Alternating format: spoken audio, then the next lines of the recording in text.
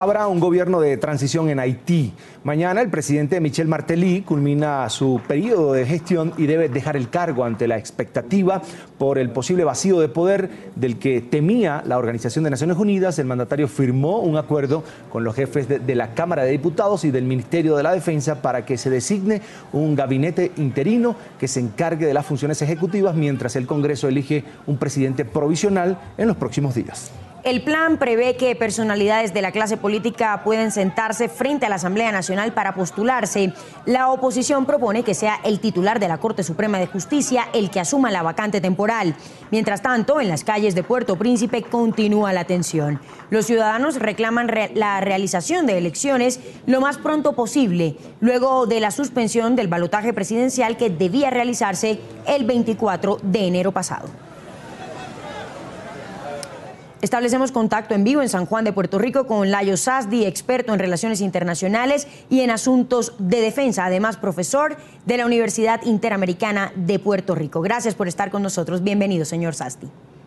Sí, muy buenos días a todos, en particular a la audiencia de Hispanoamérica, Brasil y los Estados Unidos. Se acordó un gobierno de transición en Haití, pero aún no hay elecciones a la vista. ¿Quién debe encargarse, quién debe asumir ese reto para el país?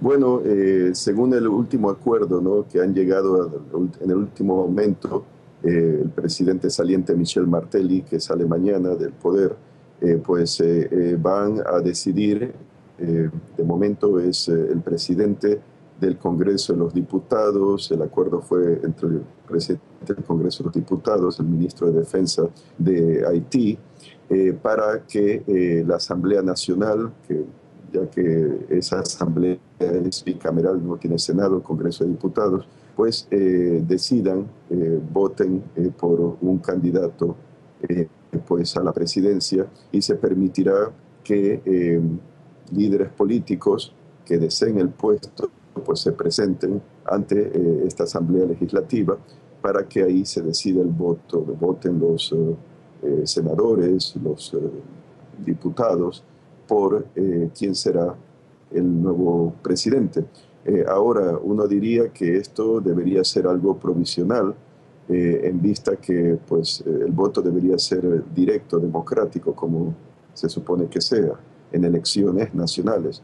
Iba a haber una segunda vuelta el 24 de enero, pero se aplazó 2 días antes por la violencia que había en las calles, en vista de que, bueno, ha habido un descontento y desconfianza por parte de la oposición que apoya al candidato Jude Celestín, que en las elecciones del 25 de octubre pasado, en la primera ronda de las elecciones presidenciales haitianas, sacó pues una cuarta parte del voto. El candidato oficialista, Juvenal Moise, apoyado por el presidente saliente Martelly, sacó como un 30%, pero grupos opositores, sobre todo seguidores de Celestín, no aceptaron esos resultados. Ha habido violencia, como ya saben, ¿no?, muertos, así que veremos qué ocurre.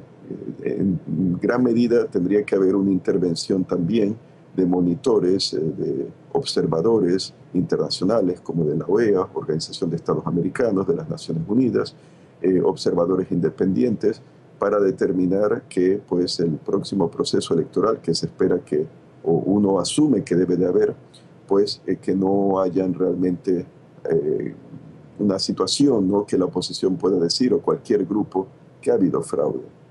Señor Sasdi, le saluda a Carlos Sánchez. Este viernes los militares tomaron las calles de Puerto Príncipe con el objetivo, decían ellos, de poner control, pero amenazaron a la oposición. ¿Quién debe poner el orden en este momento en Haití?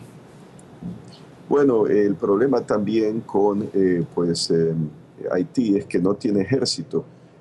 Había sido abolido con el retorno de la democracia, y el presidente Jean-Bertrand Aristide, en vista del pasado, ¿no?, de dictaduras militares como Papa Doc, Baby Doc, eso en el siglo XX, sin contar el siglo XIX.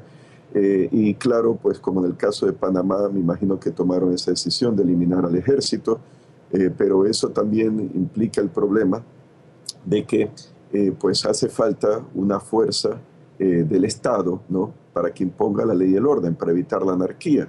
Y estos militares pues se habrían paseado, ¿no? Como lo hicieron en camiones, en motocicletas, y no fueron muchos, eran unos 100 exmilitares, tengo entendido. Me imagino que pues para tratar de demostrar, ¿no? Una especie de demostración de fuerza, de quizá dar la apariencia de cierto tipo de orden, pero obviamente no había nadie que les estaba, al menos no una figura oficial que presumiblemente les estaba dando órdenes, ¿no? De mostrarse en las calles. Era una medida de fuerza quizá para tratar de parar el caos las protestas, la inestabilidad política. Pero claro, probablemente lo que hizo más bien eso es echarle gasolina al fuego ante el temor de que fuesen golpistas, ¿no? Que quisiesen imponer la antigua autoridad que tenían pues, las Fuerzas Armadas, el ejército en tiempos de las dictaduras. Así que de todas formas, Michel Martelly, el presidente saliente, había querido restaurar el ejército, ¿no? Volverlo a oficialmente establecer en Haití. Claro, pueden tener una policía, como en Panamá, que es realmente paramilitar, es como una especie de ejército, pero sin el nombre. De todas formas, pues sería ideal, ¿no? Que haya un ejército, casi todos los países del mundo lo tienen, pero obviamente firmemente anclado en el proceso constitucional, en la democracia, y que responda pues al Ejecutivo y claro también al Legislativo, pero de una forma coordinada, ¿no? No como para contraponer a un poder contra el otro. Por su completo análisis, le agradecemos mucho, Layo Sasdi, experto en relaciones internacionales y en asuntos de defensa. Una muy buena tarde, señor, muy amable. Muchas gracias por invitarme. Adiós. Hasta luego.